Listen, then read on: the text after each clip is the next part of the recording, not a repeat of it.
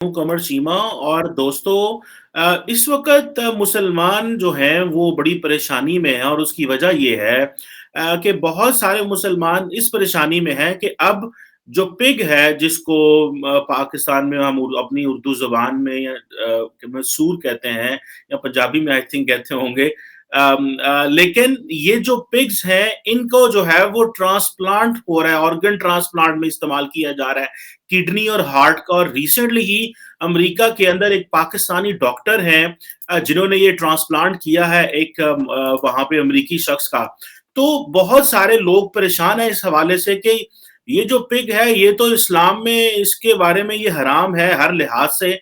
मैंने तो बहुत सारे लोगों से सुना है कि अगर इसका नाम भी ले लें तो 40 दिन तक जो है वो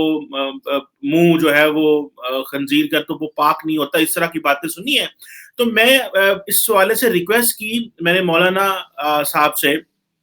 और मैंने कहा कि एक मौलाना सईद अतर हुसैन देलवी साहब से रिक्वेस्ट की कि हमें बताएं कि ये क्या ये जो नई साइंटिफिक तब्दीलियां आ रही हैं, इनोवेशन आ रही हैं, इस्लाम इनको कैसे रिसीव करता है और इस बारे में क्या कहता है। मौलाना सबसे पहले तो आपका वक्त का बहुत शुक्रिया।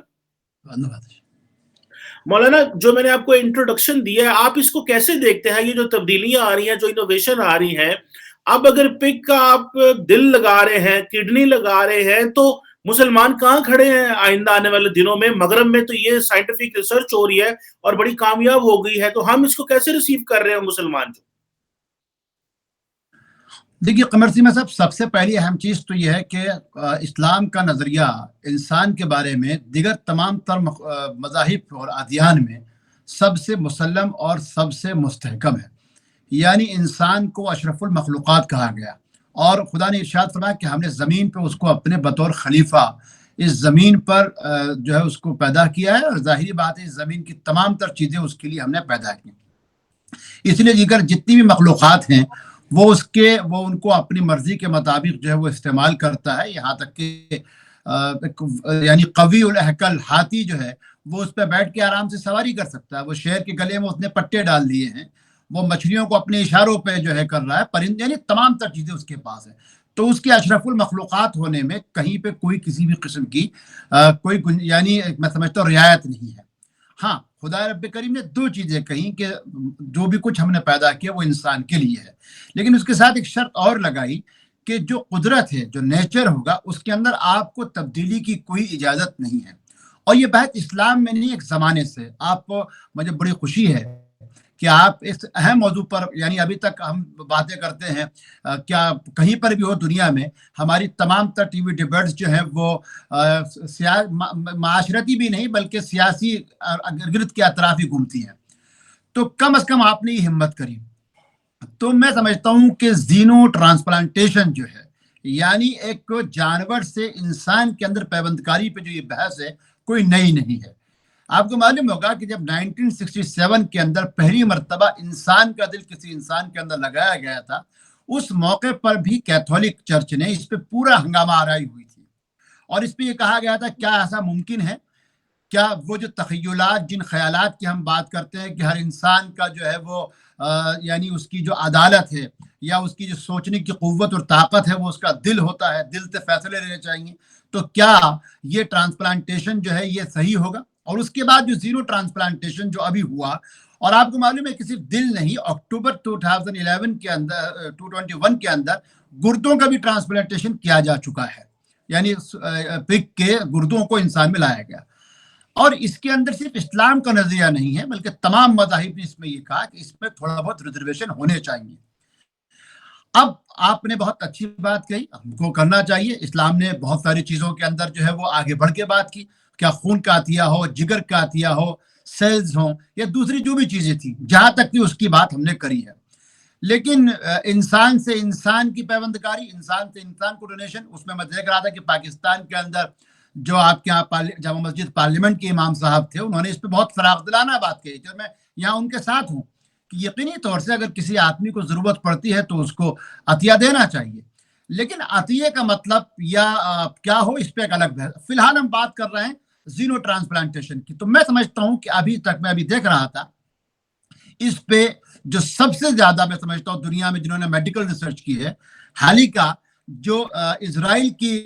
سب سے بڑی مذہبی تنظیم ہے، اس نے کہا ہے کہ 2008 تک جنہوں نے کبھی پیوندگاری کی بھی اجازت نہیں دی تھی، وہ کہتے ہیں کہ ابھی یہ قابل قبول اس لیے نہیں ہو سکتی چونکہ دل جو ہے وہ کسی بھی مذہب یا کسی بھی چیز کے عقیدے کے لیے یا کسی بھی سوچ کے لیے سب سے اہم ہے، اور یہ کہیں نہ کہ قدرت کے ساتھ ایک چھیڑ چھاڑ ہے۔ تو میں سمجھتا ہوں کہ یہ نیچرل اس کے خلاف، یہ میڈیکل وہ نہیں کہوں گا، اگر کچھ کرنا تھا دوسرے انقلابات لا جا سکتے تھے، لیکن فی الحال میں نہیں سمجھتا کہ اس طریقے کی چیزوں کو بڑھاوا دیا جائے۔ اس سے جو ہے وہ نیچرل ڈیزاسٹر کی ایک امید ہم کو رکھنی چاہیے کہ آگے ایسا کچھ ہو سکتا ہے۔ لیکن مولانا آپ نہیں سمجھتے ایک وقت تھا کہ ہماری جو ریلیجس لابی تھی یا جو ریلیجس ہمارے علماء حضرات تھے، وہ کیمرے کو بھی جائز نہیں سمجھتے تھے، وہ تصویر کو بھی جائز نہیں سمجھتے تھے، وہ تو سمجھتے تھے کہ یار یہ جو حرام ہے، اور ہم یہ، اور پھر یہ بھی کہتے تھے یہ یہود و نصارہ نے بنائی ہیں، ہم انہیں استعمال نہیں کر سکتے۔ پھر آپ کو پتا ہے کہ بعد میں میڈیسن آ گئی، وہ بھی یہود و نصارہ نے بنائی، وہ یہودیوں نے بنائی، ہم وہ استعمال کر ریسیونگ اینڈ پہ ہیں۔ تو مولانا آج جو زمانہ ہے اس کو کہتے ہیں ریسرچ اینڈ ڈیولپمنٹ، بڑے ادارے کرتے ہیں، بہت زیادہ پیسہ حکومتیں جو ہیں وہ رکھتی ہیں ان چیزوں میں،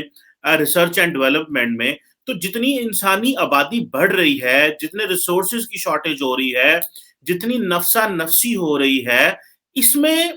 اس طرح کی جو چیزیں ہیں، اس میں سے ایک گروپ تو یہ کہتا ہے کہ اس چیز کی اجازت ہونی چاہیے۔ میں دیکھ رہا تھا کہ قطر حماد بن خلیفہ یونیورسٹی کے ایک پروفیسر صاحب ہیں ڈاکٹر محمد غالب، انہوں نے کہا ہے کہ یہ جو استعمال کرنا ہے، اس میں میرا خیال ہے وہ کہتے ہیں کہ اتنی قباحت نہیں ہے، اور یہ ایک مسلمانوں کا حصہ جو ہے وہ سمجھتا ہے کہ کر لینا چاہیے۔ تو آپ کیا سمجھتے ہیں کہ ایک وقت تک ہم نے کیمرے کو ایکسیپٹ نہیں کیا، تصویر کو ایکسیپٹ نہیں کیا، مڈرنٹی کو ایکسیپٹ نہیں کیا، اب یہ جو ریسرچ اینڈ ڈیولپمنٹ مغرب میں ہو رہی ہے، کل کو وقت آ سکتا ہے کہ حالات اس طرح کے پیدا ہو سکتے ہیں، ہمیں یہ ایکسیپٹ کرنا پڑے گا۔ آج تو آپ یہ کہتے ہیں کہ یہ مناسب نہیں ہے، تو کل اگر ضرورت پڑ جاتی ہے تو پھر کیا کوئی فتویٰ آئے گا، یا آپ سمجھتے ہیں کہ علماء اجتہاد کریں گے، یا یہ کس طرح ممکن ہو پائے گا؟ کیونکہ یہ تو ہمیں پتہ ہے کہ انسانی آبادی جو ہے وہ بڑی مینی فولڈ ہو رہی ہے، آبادی انڈیا میں دیکھ لیں کتنی جو ہے وہ ہے، پاکستان میں بہت زیادہ بڑھ رہی ہے۔ تو یا پھر آپ سمجھتے ہیں وقت ہی اس کا حل ہے، وقت کے بعد ہم کر سکتے ہیں، ابھی شاید نہیں کر سکتے، جس طرح کیمرے کو ایکسیپٹ کر لیا تھا، اور بھی جو اس طرح کی انوویشن ایکسیپٹ ہو جائیں گی؟ دیکھیے، پہلی چیز تو یہ ہے کہ میں سمجھتا ہوں کہ ایجادات یا انوینشن یا جو تحقیقات ہیں اس پہ کبھی بھی اسلام نے کہیں روک نہیں لگائی ہے۔ یہ بدقسمتی کی بات ہے کہ جس مذہب کے ماننے والوں نے، پیروکاروں نے عمل جراحی یعنی انسانی آپریشن اور سرجری کی شروعات کی تھی، آج اگر آپ دیکھ لیجئے کہ وہیں پر ہم اس طریقے کی بحث اور گفتگو کر رہے ہیں کہ کیا جائز ہے اور کیا ناجائز ہے۔ خود اگر آپ دیکھیے کہ کووڈ کا جو ٹیکہ آیا تھا، کووڈ کا جو ویکسین آئی تھی، اس کو لے کے جو ہے ایک بڑی زبردست بحث چلی اور آج تک چل رہی ہے۔ اس سے پہلے پولیو کی دوائی کو لے کے کری۔ تو ظاہری بات ہے جو دوائیاں ہیں اور جو کووڈ کا موجودہ ویکسین آیا، جو ترکش نژاد مسلمان جوڑے نے اس کو ایجاد کیا، اور وہ سب جانتے ہیں کہ وہ چمپینزی اور دوسرے جو وائرس کو لے کے ان کے جو انفلوئنزا یا ان کی جو بھی رطوبات تھی ان کو لے کے اس کو بنایا گیا، اور رطوبات کہیں پر بھی کسی مذہب نے جو ہے وہ اس کو جائز نہیں، لیکن اگر کہیں جان بچانے کے لیے اس کی ضرورت پڑی تو لوگوں نے اس کو اجازت دی۔ یہ ایک چیز ہے، لیکن ہم بات کر رہے ہیں ایجادات کے سوا، ہم بات کر رہے ہیں نیچرل جس کو کہتے ہیں ایک یعنی اختلاف کی بات، قدرتی اختلاف کی ہم بات کر رہے ہیں، جو ابھی تک صرف مذہب اسلام میں نہیں۔ میں آپ کو بڑی دلچسپ بات بتاؤں کہ یہ میں سمجھتا ہوں جو آپ بار بار کہہ رہے ہیں کہ ابھی تک ہم ان چیزوں پہ ہماری یہاں گفتگو ہوتی ہے کہ بھائی یعنی جو ہلاکو کے بڑا لطیفہ تھا کہ جب ہلاکو نے عراق پہ حملہ کرا اس زمانے میں بغداد پہ، تو لوگ اس چیز پہ گفتگو کر رہے تھے کہ سوئی کے ناکے کے اوپر کتنے فرشتے بیٹھ سکتے ہیں۔ ہم آج بھی یہ گفتگو کرتے ہیں کہ صاحب کہاں پر جو ہے وہ، مطلب میں اس بحث میں نہیں جانا چاہتا، لیکن پاپ جان پال سیکنڈ نے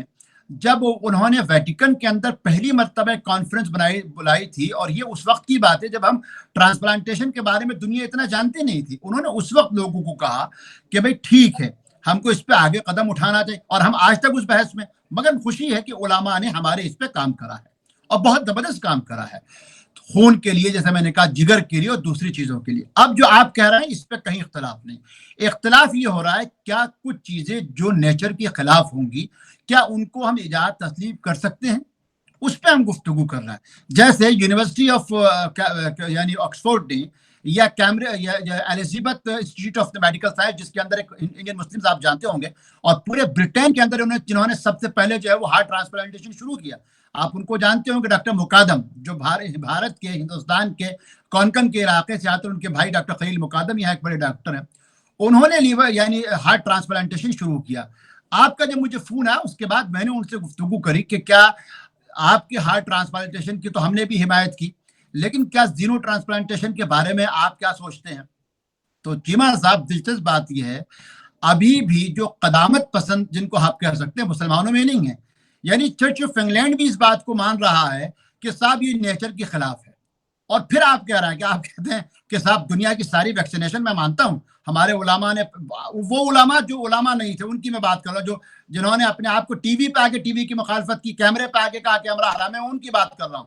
جنہوں نے جو ہے وہ تمام چیز فیس بک پہ آ کے یہودیوں گالی بغیر، بھائی فیس بک یہودیوں کی ایجاد تھی، وہ وہیں پہ آ کے گالیاں بکتے تھے. مگر میں ان سے ایک بات کہنا چاہتا ہوں کہ بھائی انہوں نے جو رائے دی، دیکھیے 2008 تک آپ جانتے ہیں کہ دنیا کی سب سے زیادہ ویکسینیشن اگر کسی نے ایجاد کی وہ یہودی تھے، لیکن 2008 تک یہودیوں نے کہا کہ صاحب یونیسیزیا یعنی مرسی ڈیتھ کے سوا ہم آرگن ڈونیٹ نہیں کریں گے. اور زینو ٹرانسپلانٹیشن کے بارے میں بھی کل میں آپ نے اگر پڑھا ہوگا، آپ یقین طور سے ریسرچ کر کے آئے ہوں گے، زینو ٹرانسپلانٹیشن کے سلسلے میں کل بھی حالی کا جو یہودیوں کا سب سے بڑا یعنی مذہبی ادارہ، انہوں نے کہا یہ نیچر کے خلاف ہے. تو میں برٹین میں اس چیز کے ساتھ جاؤں گا جو Britain Elizabeth institute of medical research نے کہا ہے کہ آپ اس کی جگہ مصنوعی چیزوں کی ایجاد کر سکتے ہیں، لیکن جانوروں اور انسان کا جو اختلاف ہے یہ صرف مذہب اسلام میں نہیں بلکہ نیچر کے خلاف ہے، قدرت کے خلاف، اور اس پہ ہم کو گفتگو کرنی چاہیے. میں یہ نہیں کہہ رہا یہ انف ہے، یہ حد ہے، اور میں اس پہ کوئی فتویٰ دے رہا ہوں چونکہ فتویٰ دینے کی میری کیپیسٹی نہیں ہے، لیکن کیا اس کے سوا بھی ہم کو متبادل لا سکتے ہیں، اس پہ ہم کو سوچنا چاہیے. مولانا آپ بات کرتے ہیں قدرت کے خلاف ہے، دیکھیے ایک سوال پیدا ہوتا یہ ہے کہ اگر یہ قدرت کے خلاف ہے یا نیچر کے خلاف ہے تو یہ فٹ ان کیسے ہوتا ہے؟ مثال کے طور پہ یہ کہا گیا کہ یہ جو ہارٹ ٹرانسپلانٹ ہوا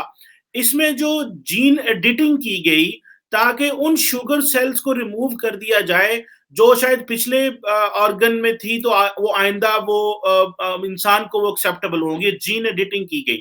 تو اگر یہ نیچر کے خلاف ہے تو پھر انسانی باڈی نے اس کو ایکسیپٹ کیسے کر لیا؟ تو یہ تو پھر آگے یہاں پہ سائنس جواب دے سکتی ہے، ہم تو نہیں جواب دے سکتے. اس کے بارے کیا کہیں گے؟ نہیں بالکل. اب دیکھیں میں وہی کہہ رہا ہوں کہ بہت ساری چیزیں ایسی ہیں جس کو انسانی جسم کے اندر اب سے نہیں، مولانا ابو العلا مودودی اور اس کے بعد پاکستان کے مفتی شفیع صاحب، ہندوستان کے اندر مختلف علماء نے بر صغیر میں اس میں کام کرا ہے. اور مجھے فخر ہے کہ ہم لوگ 1967 جب ہارٹ ٹرانسپلانٹیشن کی بات ہوئی بھی نہیں تھی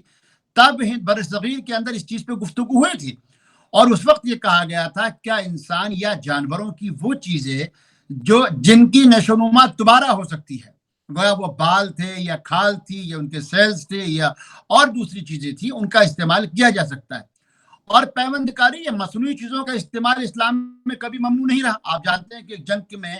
ایک مشہور صحابی رضی اللہ تعالیٰ عنہ کی جو ہے وہ ناک پہ شگاف آ گیا تھا، اور اس کے بعد حضور اکرم صلی اللہ علیہ وسلم نے ان سے کہا کہ تم اس کو اس زمانے کے اعتبار سرجری کر سکتے ہو، اور انہوں نے اس وقت اس میں جو سلور یعنی چاندی کی اس کھول کو لگایا، جس کے بعد وہ اس میں کمی آ گئی اور اس کے اندر جو ہے وہ ایک طریقے سے جو بدبو دینے لگا، تو حضور نے ان کو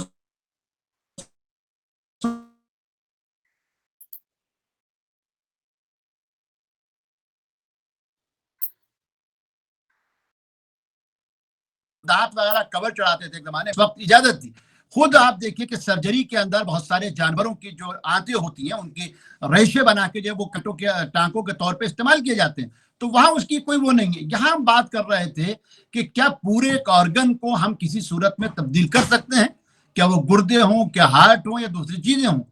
تو بات یہ ہے چیمہ صاحب، میں کہہ رہا ہوں کہ کیا اس سے بہتر کوئی چیز ہم لا سکتے تھے، ہم اس کی بات کر رہے ہیں. اور آپ دیکھیے جو آپ کے ڈاکٹر ہیں الحمدللہ جو پاکستانی ڈاکٹر بھی اس میں شامل تھے، اور میں سمجھتا ہوں بر صغیر کے لیے ایک بڑی بات ہے کہ بر صغیر کا ایک آدمی ایک شخصیت اس کے اندر شامل رہی. انہوں نے خود کہا میں وہ انٹرویو ان کا پڑھ رہا تھا کہ چونکہ یہ ابھی علاج اتنا عام نہیں ہے، ایک بڑی خطیر رقم اس کے اندر ہے، اس کے اندر ابھی بہت ساری جو ہے وہ جس کو کہتے ہیں پیچیدگیاں بھی ہیں. تو ٹھیک ہے ہم وہاں تک پہنچے ہیں، لیکن ان پیچیدگیوں کے ساتھ ساتھ اگر کہیں ایک بہتر کوئی متبادل بھی اگر تلاش کی، جس طریقے سے میں بار بار پھر آپ سے کہہ رہا ہوں کہ جس طریقے سے کل الزبتھ انسٹیٹیوٹ آف ریسرچ نے کہا کہ جس طریقے سے مصنوعی گردوں کی بات کی جا رہی تھی، تو شاید ممکن ہے کہ ہم ہارٹ سیل بھی جو ہے، ہارٹ سیل جو ہے یا جو والو ہے، ممکن ہے کہ اس کا بھی بہت جلد جو ہے وہ تخلیق ہو، اور شاید ایک کہیں نہ کہیں جو ہے وہ نیچر اور جو انسان یا جو قدرت اور بندے کے بیچ میں جو ایک بیلنس جو وہ بنا رہے.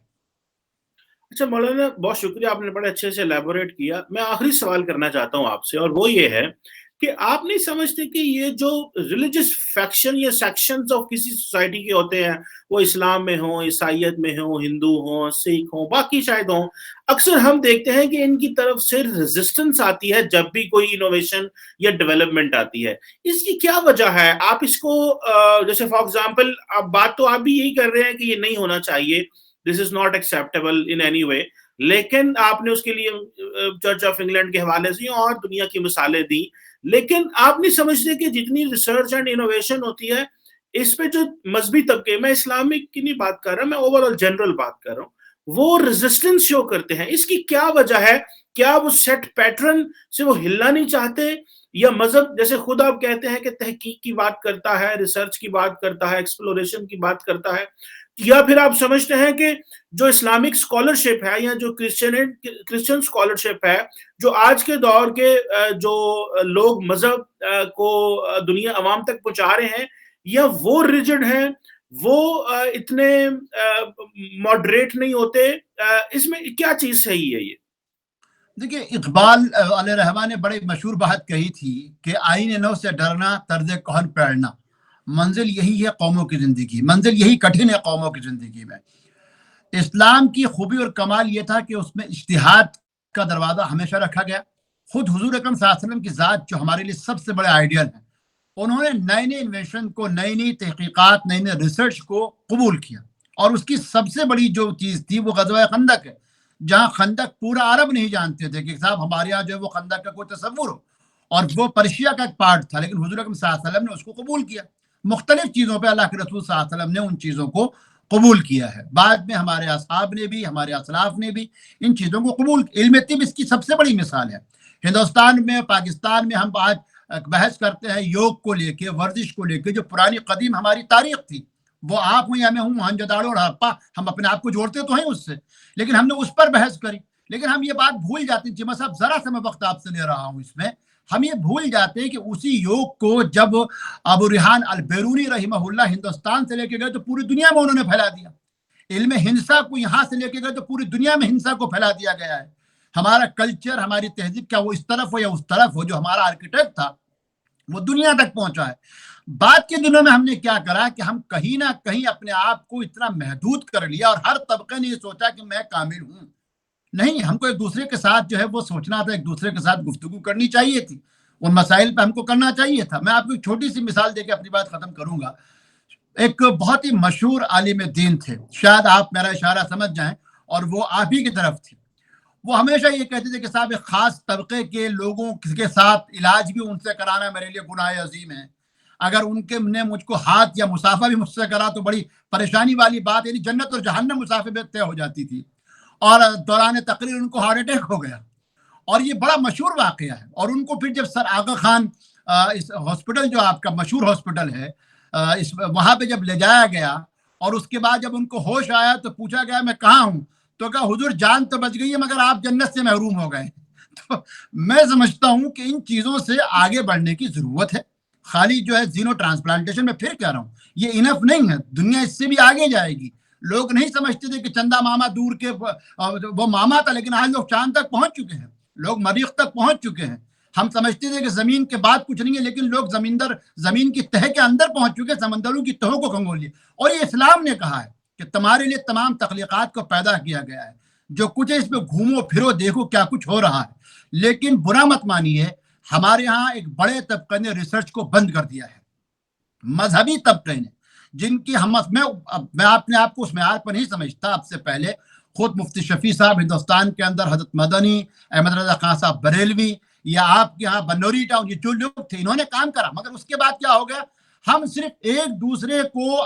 جنت اور جہنم کے سرٹیفکیٹ بانٹنے میں رہ گئے. آپ کی داڑھی ہے، میری داڑھی نہیں ہے، آپ کی داڑھی کی لمبائی اتنی ہے یا نہیں ہے، آپ کے کپڑے کیا ہیں، پردے کس طریقے سے ہونا چاہیے، برقعے کا شیپ کیا ہونا چاہیے، کھجور کا سائز کیا ہو، اذان کب ہو، یہ ان چیزوں پر ہم نے گفتگو کری. لیکن ہم یہ بھول گئے کہ جب ہم نے پولیو کی مخالفت کی